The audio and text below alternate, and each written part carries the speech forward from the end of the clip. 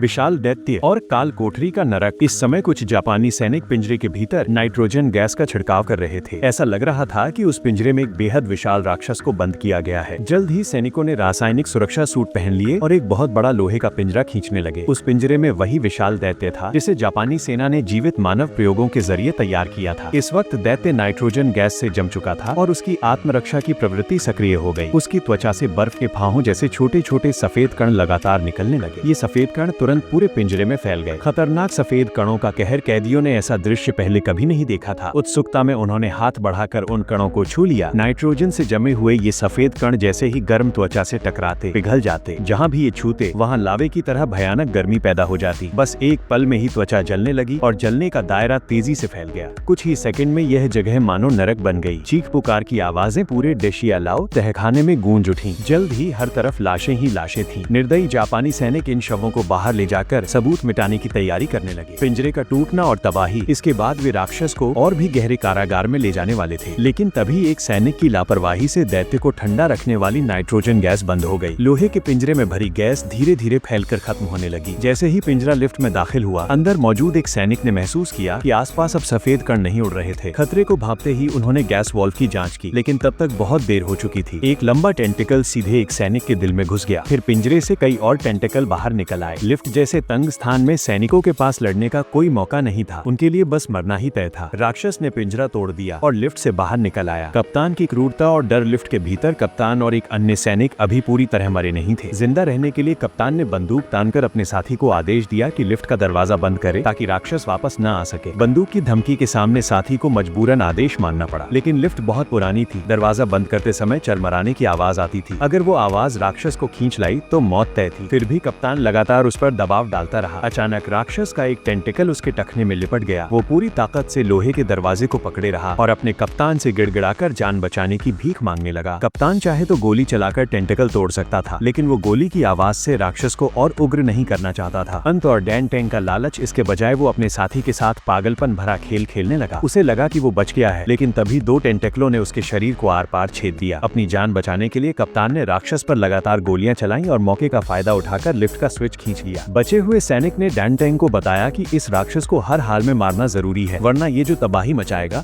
उसकी कोई सीमा नहीं होगी। लेकिन डैन टैंग ने उसकी बात पर ध्यान नहीं दिया। उसे तो इस बात में ज्यादा दिलचस्पी थी कि क्या ये राक्षस और भी ज्यादा विनाशकारी शक्ति रखता है। ये नींद में ही वायरस जैसे सफेद कण फैला सकता था जो किसी भी गर्म त्वचा से छूते ही उसे सड़ा देते थे। इसकी मारक क्षमता बेहद भयानक थी और इसके शारीरिक हमले हर बार में घातक साबित होते थे।